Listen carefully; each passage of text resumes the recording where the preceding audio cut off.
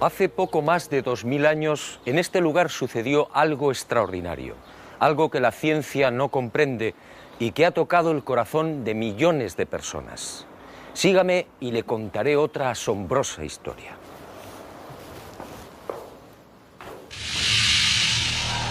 Todo empezó con el ajusticiamiento de un hombre. Fue brutalmente torturado. Fue azotado. Cargó un pesado madero hasta el lugar de ejecución. Fue clavado por las muñecas y pies y murió en la cruz. Y fue sepultado.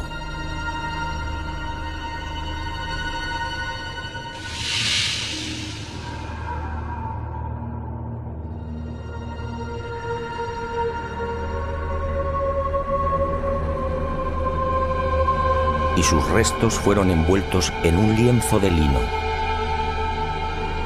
Y al poco de morir, algo singular y extraordinario acaeció en el interior de la sepultura.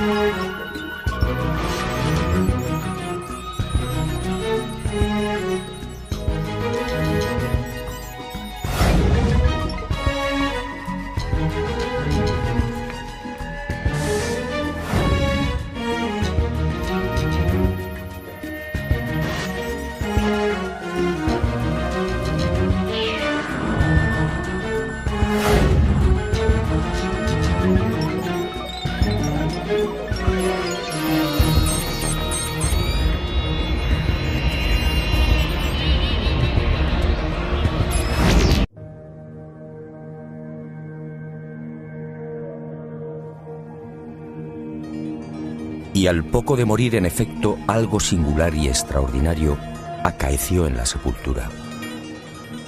En aquel lienzo, nadie sabe cómo, quedó dibujada la imagen de un hombre muerto. Esa espectacular imagen recibe hoy el nombre de síndone o sábana santa. Sin duda, uno de los grandes misterios a los que se enfrenta la ciencia.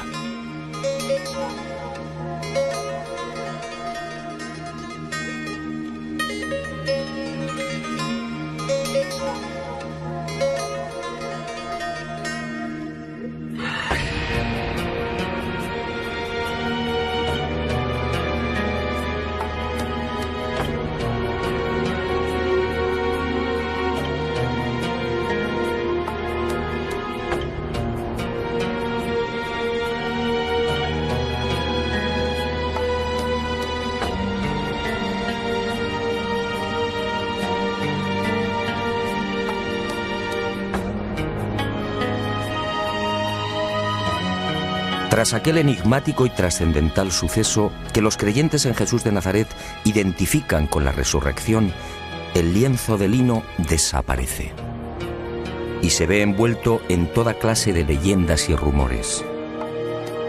Eusebio de Cesarea, por ejemplo, insinúa que la sábana fue sacada de Jerusalén antes del asedio por las legiones romanas de Tito.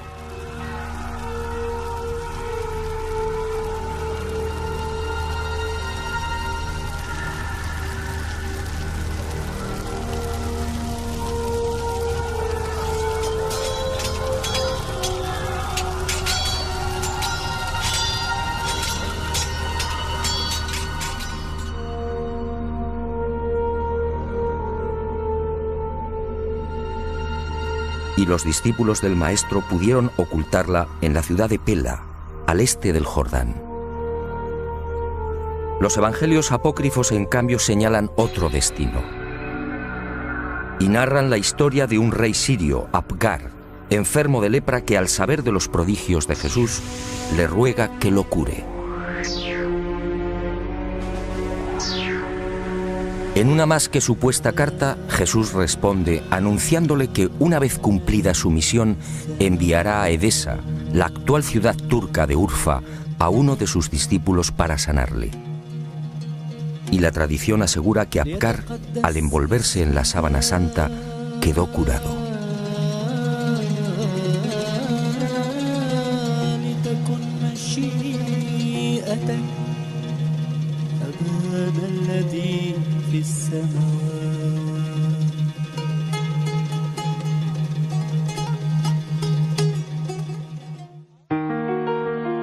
Al margen de estas leyendas, lo que parece más probable es que el lienzo terminara saliendo de Jerusalén por simples razones de seguridad. Como es sabido, la ley mosaica prohíbe el contacto con cadáveres o con restos funerarios. Este era el caso de la sábana santa.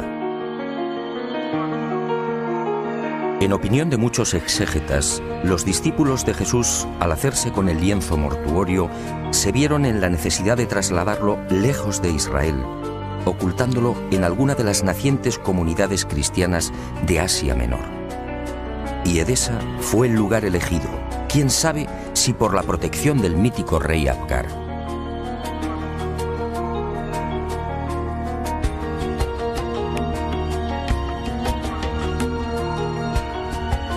Esa misma leyenda asegura que uno de los hijos de Apgar V, al hacerse con el poder, retornó al paganismo, persiguiendo a los cristianos de Edesa.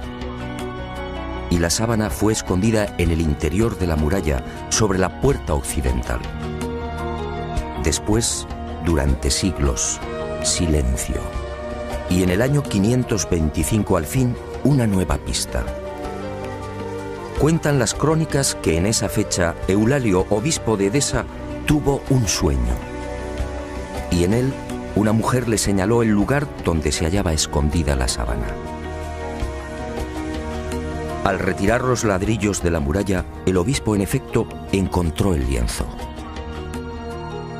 Desde entonces, la imagen del hombre muerto fue expuesta y venerada en Edesa. Y no se sabe exactamente por qué, pero solo fue mostrada la cabeza. Esta imagen recibiría el nombre de Mandilion, una imagen que inspiró sin duda a infinidad de artistas bizantinos y medievales.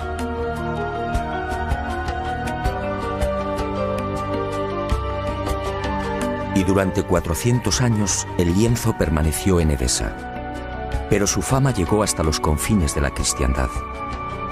Y en el año 944 el supersticioso emperador de Bizancio, Romano Lecapeno, tomó la decisión de apoderarse del Mandilion. Suponía que así, con la sábana en su poder, obtendría la protección divina. Y un poderoso ejército rodeó Edesa. La sagrada reliquia una vez más sería causa de muerte y sufrimiento. Finalmente, Edesa se rindió y el Mandilion entró triunfante en Constantinopla. Era el 16 de agosto del 944. Allí, en la iglesia de Santa María de Blanquernas, fue expuesta a los fieles todos los viernes. Robert de Clary, soldado y cronista de la mal llamada Cuarta Cruzada, dejó testimonio de ello. Había en Constantinopla, entre otros, un monasterio que se llamaba Nuestra Señora Santa María de Blanquernas, donde se conservaban las síndones en que nuestro Señor fue envuelto, que cada viernes se mostraba vertical, de modo que se podía ver bien la figura de nuestro Señor.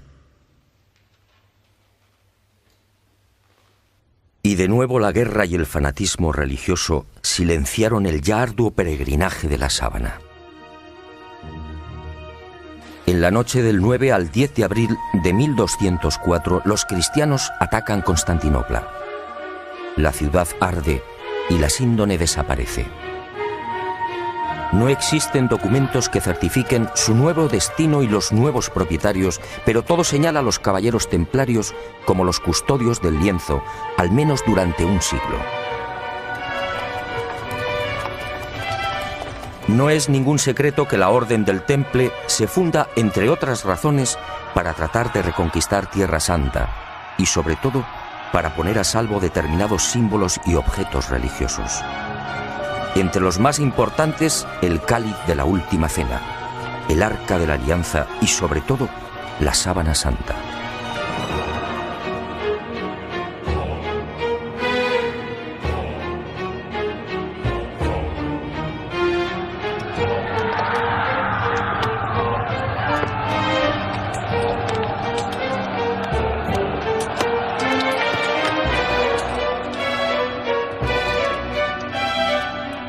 Los caballeros templarios disponían de una información privilegiada y a lo largo de la conquista de los santos lugares peinaron Jerusalén y los subterráneos de la Ciudad Santa. En especial, los túneles y cámaras secretos de lo que fue el primero y segundo templos de Salomón. ¿Encontraron lo que buscaban? En mi opinión, nunca hallaron el Santo Grial o el Arca, pero sí la Sábana Santa.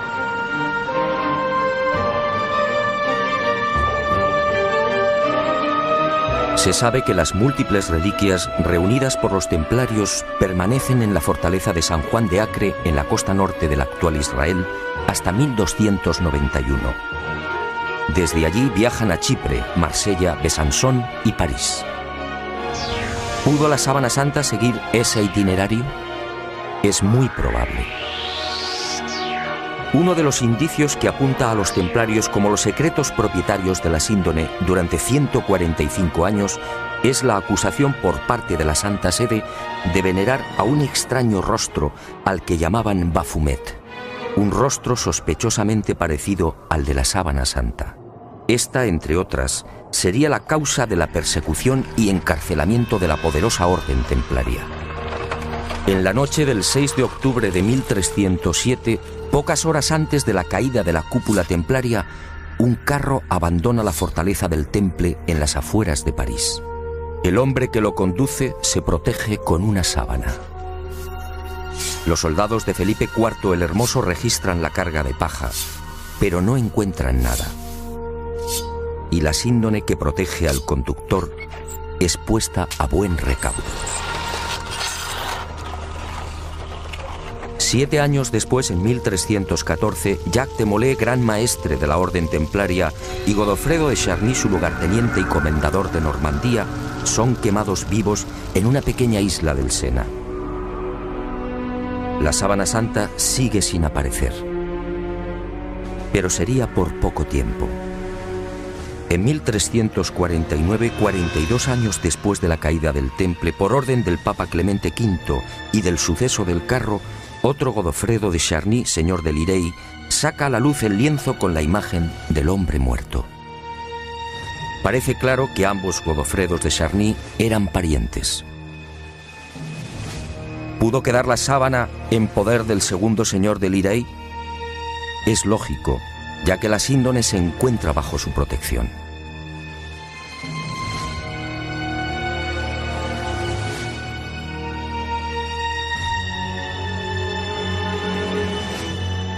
Y el sagrado lienzo es expuesto de nuevo a la veneración pública. Pero el azaroso peregrinaje de la síndone no ha terminado. Unos 60 años más tarde, en 1415, Margarita de Charny, nieta de Godofredo y casada con el señor de San Hippolyte-sur-le-Duc, retira la sábana de la colegiata de Lirey. Tiene miedo a los pillajes que ha generado la Guerra de los 100 años. Y el lienzo es trasladado al castillo de San Hippolyte. Al enviudar, la pésima situación económica de Margarita le obliga a exponer la sábana, obteniendo así algunos dineros.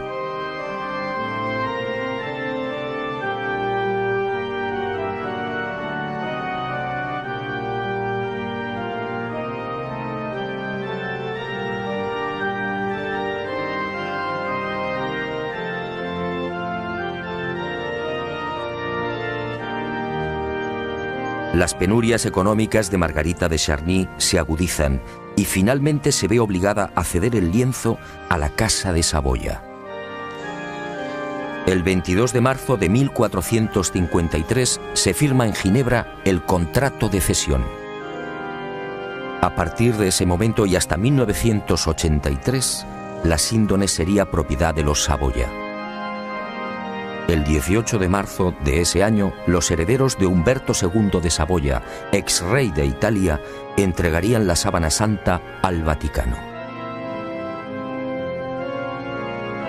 Y el lienzo, como si de una maldición se tratase, continuó peregrinando de castillo en castillo. Por fin, en 1502, reposaría temporalmente en Chambéry. Fue en esta capilla en la noche del 3 al 4 de diciembre de 1532 donde la sábana santa estuvo a punto de ser destruida.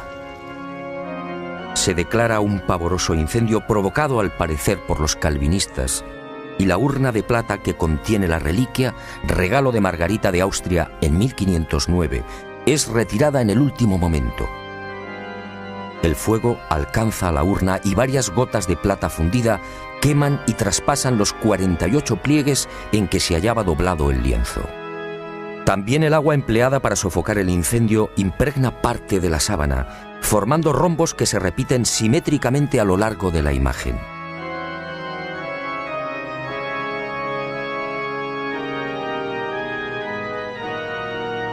Y las monjas clarisas de Chambéry remiendan los desperfectos y cosen un forro en la parte posterior del lienzo.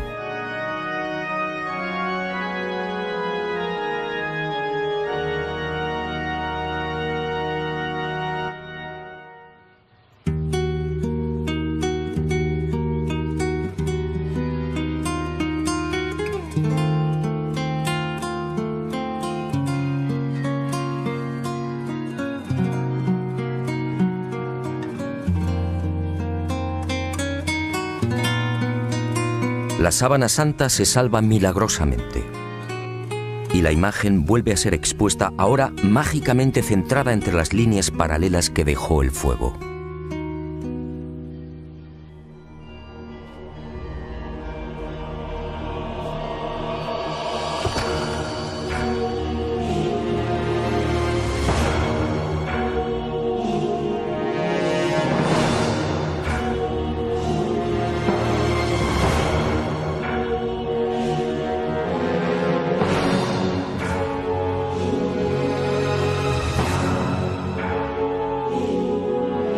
Y el peregrinaje de la síndone toca a su fin. En 1578 se declara una epidemia de peste en Milán. San Carlos Borromeo, entonces cardenal de la ciudad italiana, hace una solemne promesa. Si desaparece la peste, caminará hasta Chambéry arrodillándose ante la síndone. La epidemia remite y el cardenal se dirige a Francia. Pero la Casa de Saboya, propietaria de la reliquia, se apiada de Carlos Borromeo y para evitar que cruce los Alpes traslada la sábana santa a mitad de camino entre Milán y Chambéry. Y el 8 de octubre de ese histórico 1578, el lienzo ingresa en la Catedral de Turín. Un siglo después, en 1694, pasaría a la capilla diseñada por Guarini y allí ha permanecido hasta nuestros días.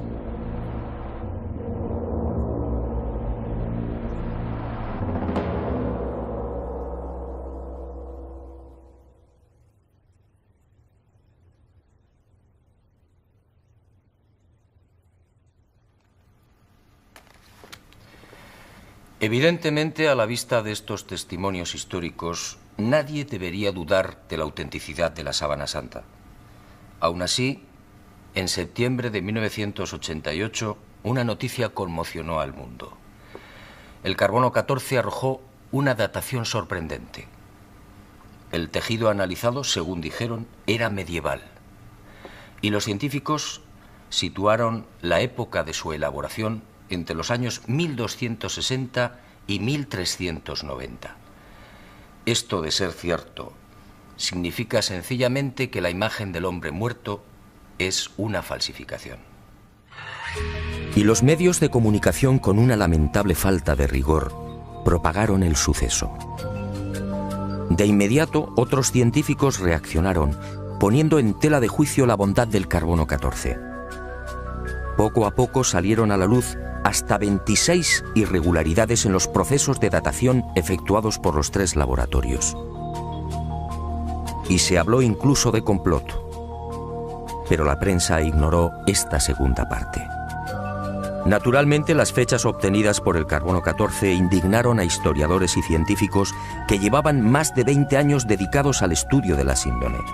Repasemos algunas de estas investigaciones.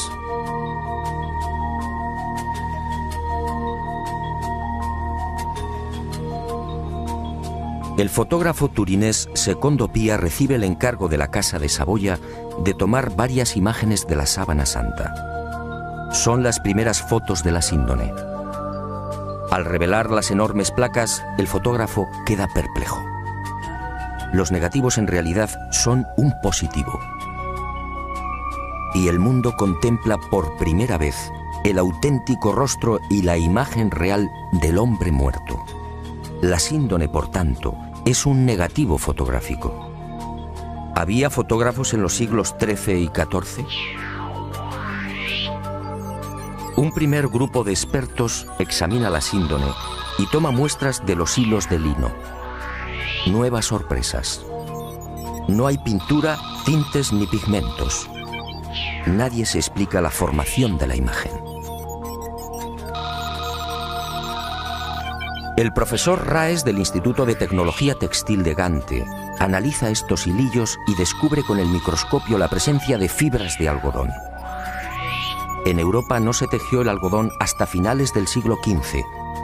La síndone, además, fue tejida a mano y con una textura denominada espina de pescado, una modalidad que llegaría al viejo continente en ese mismo siglo XV. El lienzo, en definitiva, según Gilbert Raes, es idéntico a los confeccionados en el Medio Oriente en el siglo I. Y surge otra inevitable pregunta. ¿Cómo se las ingenió el falsificador de los siglos XIII o XIV para introducir en la urdimbre unas fibras de algodón todavía desconocidas en Europa? Médicos y antropólogos examinan también la figura del hombre muerto.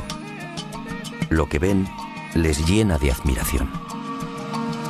Aquel varón de claro perfil caucásico fue un atleta. Altura 1,81 metros. Perímetro de la caja torácica 99 centímetros. Longitud de las piernas 94 centímetros. Extremidades superiores 82 centímetros. Altura de los hombros, medida entre los puntos acromiales, 45 centímetros. Perímetro máximo de las rodillas, 42 centímetros. Peso total alrededor de 80 kilos. Peso aproximado del cerebro, 1.492 gramos. Rostro estrecho, con rasgos semíticos. Raza blanca. En suma, un ejemplar casi perfecto de una extraordinaria belleza.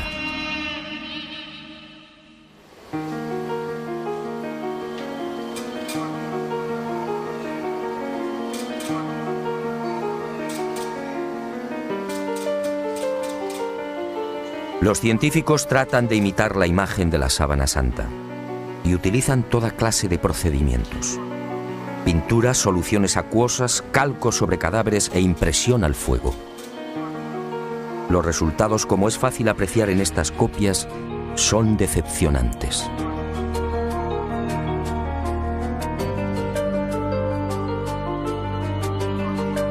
Ninguna de las imágenes obtenidas presenta la belleza, serenidad y perfección del hombre muerto. La duda sigue en el aire. ¿Cómo se las ingenió el supuesto falsificador para plasmar una figura tan precisa y delicada? Pero sigamos. Las sorpresas de los científicos apenas habían comenzado. En la noche del 23 de noviembre de 1973, Max Frey, palinólogo y experto en criminalística, tiene acceso a la Sábana Santa. Toma muestras del polvo adherido al lino y las analiza al microscopio electrónico.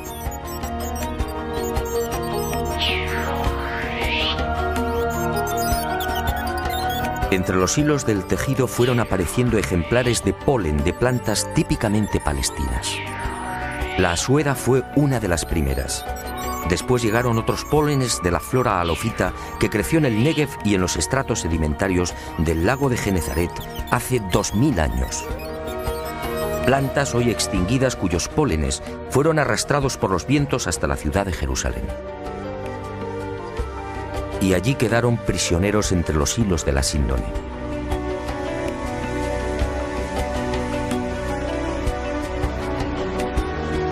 Después descubrió el polen de Linum mucronatum, una planta exclusiva de Turquía, otros 9 pólenes de la región de Anatolia y 12 especies que crecen en Francia e Italia.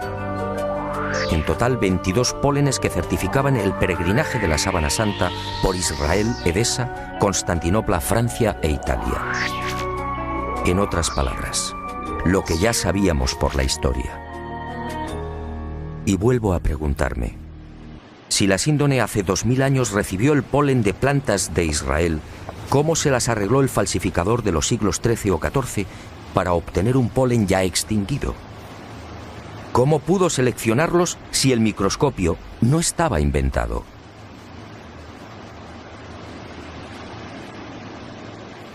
Los descubrimientos de Max Frey, en efecto, hablan por sí mismos. La presencia del polen debería de haber sido más que suficiente para silenciar a cuantos negaban la autenticidad de la síndone. Pero el carbono 14 siguió eclipsando estos aplastantes hallazgos científicos. Tampoco era de extrañar al tratarse de la supuesta imagen de un dios. Si la síndone hubiera contenido la figura de Napoleón o de Ramsés II, el enigma se habría zanjado rápidamente. También en 1973 se llegaron a otras no menos interesantes conclusiones. En la Sábana Santa no hay un solo indicio de putrefacción. ¿Cómo era posible?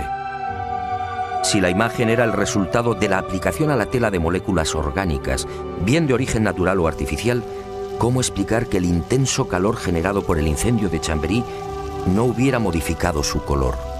Incluso las zonas que estuvieron en contacto con las gotas de plata fundida conservan la misma tonalidad y densidad que el resto. De haber sido una falsificación, esas regiones aparecerían claramente alteradas y descoloridas. Y la ciencia prosiguió su espectacular avance. En octubre de 1978, un nutrido grupo de científicos tuvo acceso a la síndone. Era el proyecto STURP, la mayor parte perteneciente a la NASA. Y la Sábana Santa fue sometida a una minuciosa y amplísima batería de experimentos científicos. Los resultados, una vez más, impresionaron a los especialistas. Veamos algunos de ellos. En la imagen del hombre muerto se observan numerosos coágulos, manchas y reguerillos de sangre. Pues bien, nadie logró explicar por qué esos coágulos aparecen intactos y con los bordes perfectamente definidos.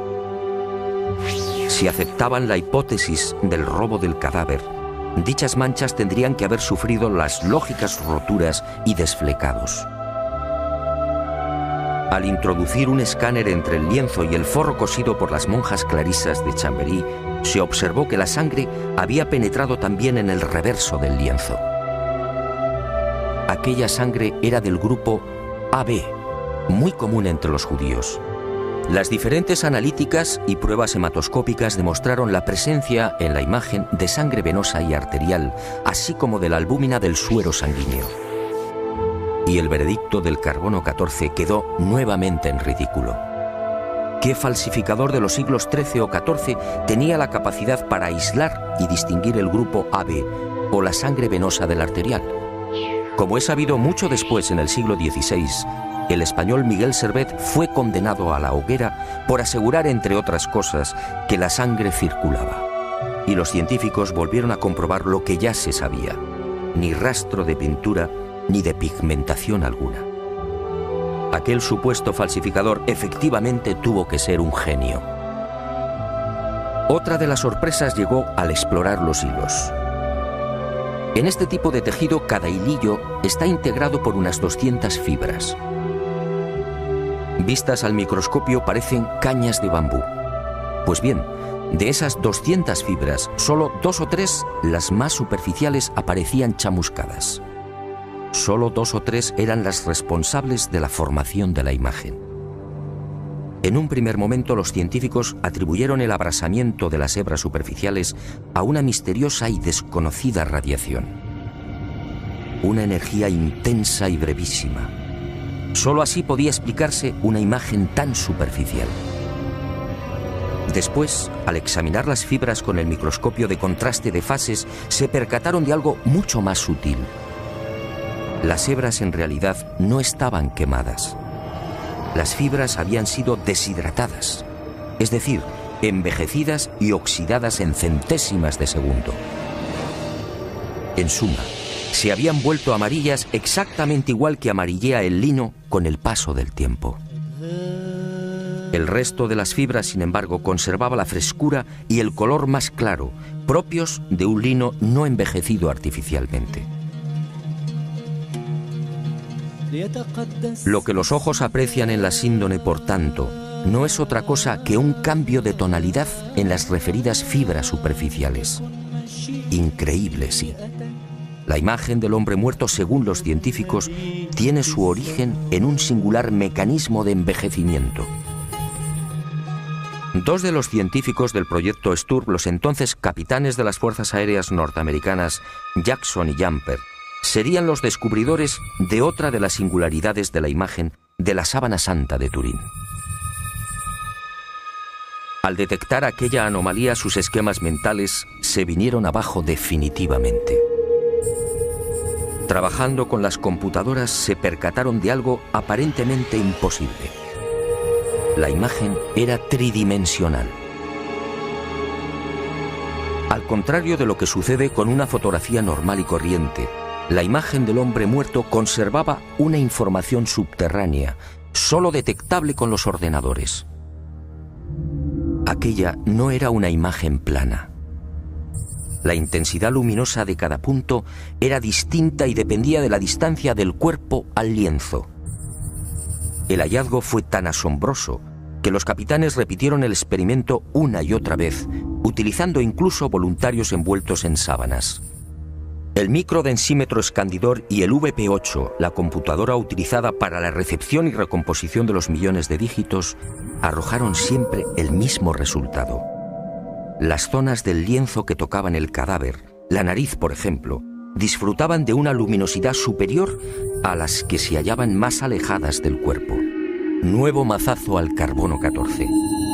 Que se sepa, solo en el siglo XX y con dificultades, fue posible la maravilla de la tridimensionalidad.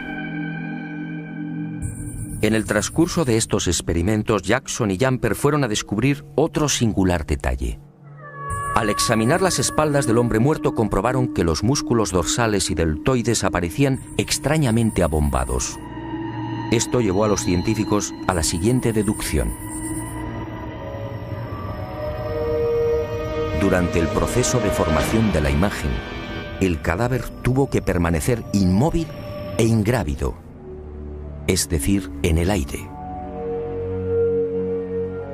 Y a Jackson y Jumper les corresponde también el descubrimiento de la primera pista de un hallazgo que me atrevo a calificar de definitivo y que fija la fecha de la aparición de la imagen. Ocurrió mientras trabajaban con la tridimensionalidad. De pronto, sobre los ojos descubrieron dos círculos. ¿Se trataba de monedas? Esa justamente era la costumbre judía en los enterramientos próximos al sábado. Los párpados del difunto eran cerrados y sobre ellos se depositaban sendas monedas. Al poco, el padre Filas, jesuita norteamericano, redondeó el descubrimiento. Sus pesquisas entre los más destacados numismáticos dieron fruto. Las letras que se leen en uno de los círculos, Ukai, eran idénticas a las que presentan los leptones, unas pequeñas monedas de bronce de 2 gramos de peso y 15 milímetros de diámetro. Unas monedas acuñadas por Poncio en la provincia romana de la Judea entre los años 29 al 32. Ukai era parte de la leyenda Tiberiu Caesaris, es decir, de Tiberio César, el emperador que gobernaba en el año 30, fecha de la muerte de Jesús de Nazaret.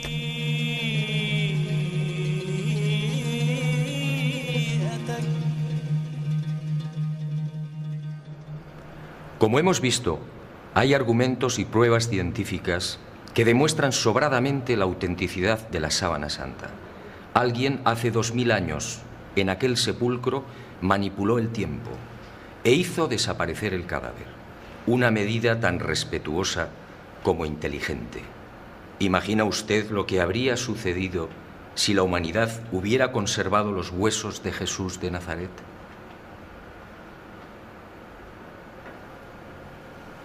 Y esa fuerza desconocida y poderosa que aceleró la descomposición del cadáver, envejeciendo la sábana, nos regaló también una fotografía única en la historia, una imagen que recuerda el horror padecido por aquel hombre.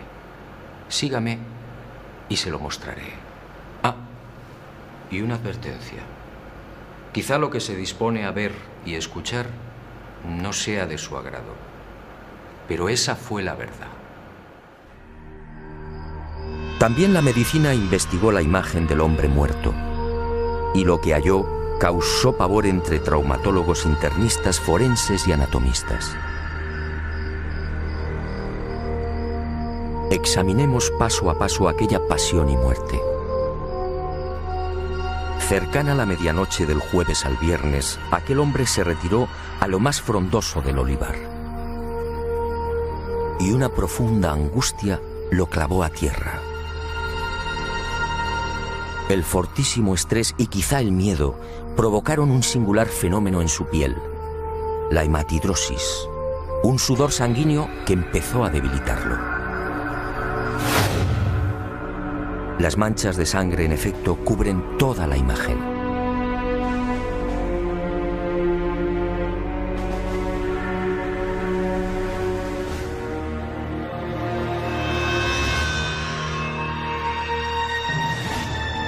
Y al estudiar el rostro, los médicos descubrieron otro detalle aterrador. Durante el interrogatorio en la casa de Anás, Jesús no recibió una bofetada como reza la tradición, sino un violento bastonazo propinado por uno de los esbirros del ex sumo sacerdote. El palo, de unos 5 centímetros de diámetro, hundió la nariz y provocó un gran hematoma en el pómulo derecho. Así quedó reflejado en la síndone.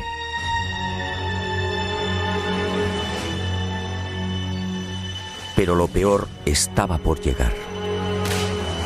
Al examinar las imágenes frontal y dorsal, patólogos y forenses palidecieron. Aquel hombre había sido flagelado brutalmente. Algunos expertos han contado 120 golpes. Otros creen que recibió alrededor de 200. Golpes secos, potentísimos, que afectaron incluso a los testículos y al coxis.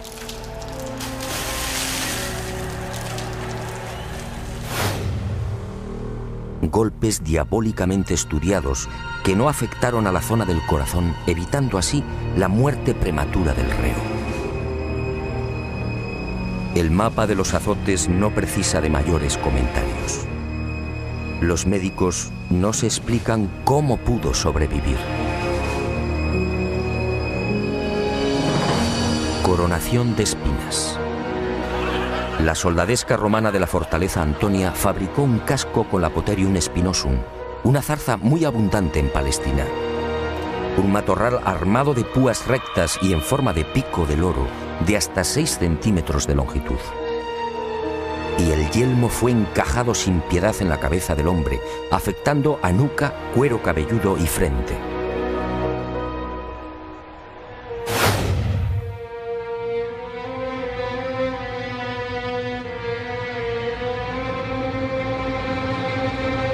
La hemorragia y el dolor fueron igualmente intensísimos.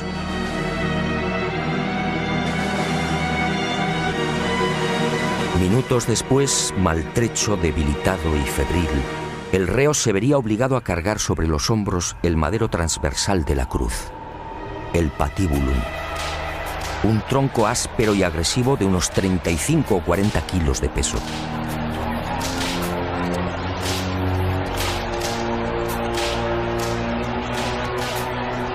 Fue amarrado con una cuerda que a su vez, tras rodear el tobillo, lo vinculó a los 2 terroristas que lo acompañaban hasta el lugar de ejecución.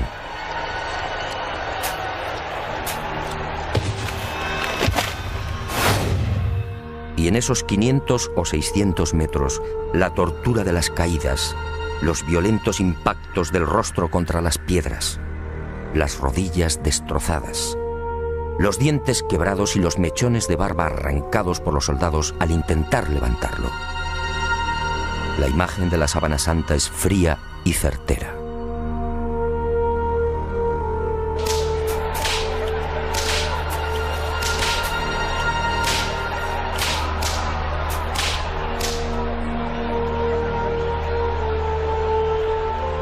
Sí, algo falló.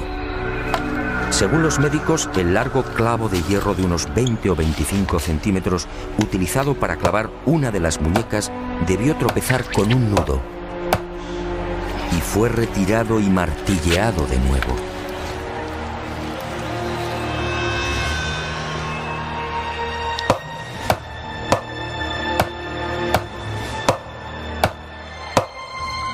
El hombre de la sábana fue atravesado no por las palmas de las manos, sino por las muñecas, bien por el llamado punto de Destot o por la articulación radiocubital inferior. Los clavos rozaron el nervio mediano y provocaron la contracción de los dedos pulgares. Por eso no aparecen en la síndone.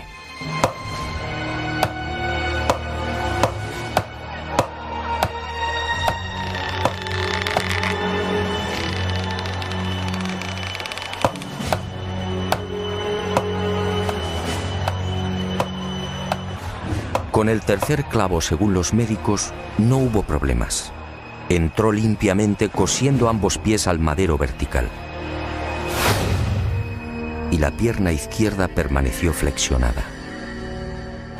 Así aparece en la imagen de la síndone como consecuencia del rigor mortis. El final se acerca y el suplicio va alcanzando unos límites difíciles de imaginar. El reo necesita respirar. Para ello solo dispone de un sistema: apoyarse en el clavo de los pies y alzarse a pulso milímetro a milímetro, con la ayuda de los clavos que perforan las muñecas. El corazón bombea desesperadamente, alcanzando hasta 180 pulsaciones por minuto. A los 10 o 12 minutos, pérdida de conocimiento. Pero el hombre se recupera. Nueva lucha para obtener un poco de oxígeno. La tetanización gana la batalla. Las piernas quedan inutilizadas. Ahora solo puede alzarse con el auxilio de las muñecas y músculos de los hombros.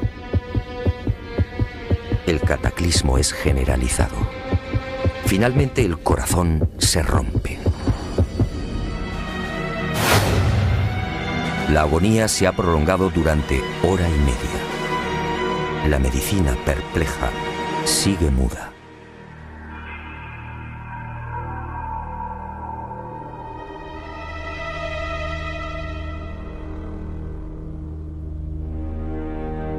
Pero el espanto y la humillación no han concluido. Uno de los soldados alancea el costado derecho del crucificado. Los médicos exploran la síndone y se muestran de acuerdo. Al recibir la lanzada, el hombre ya estaba muerto.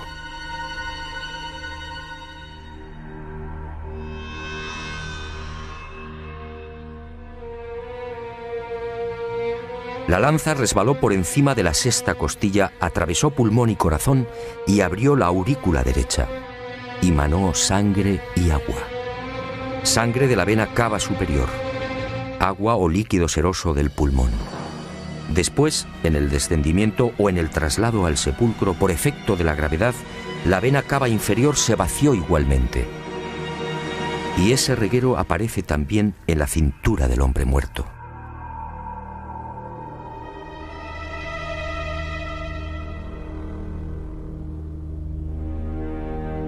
Y llegamos a una de las preguntas clave. ¿Quién era este hombre? ¿Se trataba de Jesús de Nazaret? Los especialistas en cálculo de probabilidad matemática han sido rotundos. Según Paul de Gail, ingeniero y jesuita francés, la posibilidad de que no fuera Jesús es de 1 contra 225.000 millones.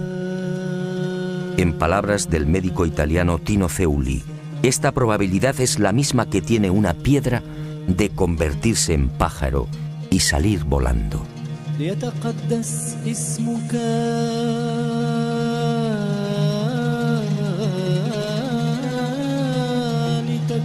Efectivamente, esta imagen solo puede ser la del hombre que fue torturado y crucificado en Palestina hace 2000 años.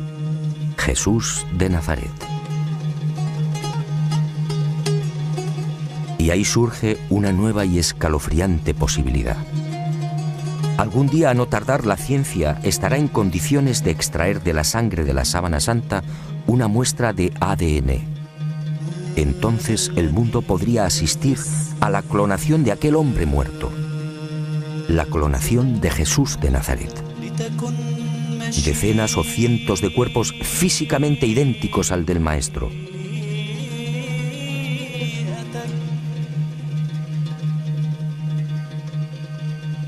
Y desde algunos sectores de la Iglesia se han alzado voces de advertencia. Atención, mañana el mundo podría comerciar con el cuerpo del Galileo. ¿Será esa la razón por la que algunos tratan de destruir la sábana santa o de reducirla a una falsificación de la Edad Media?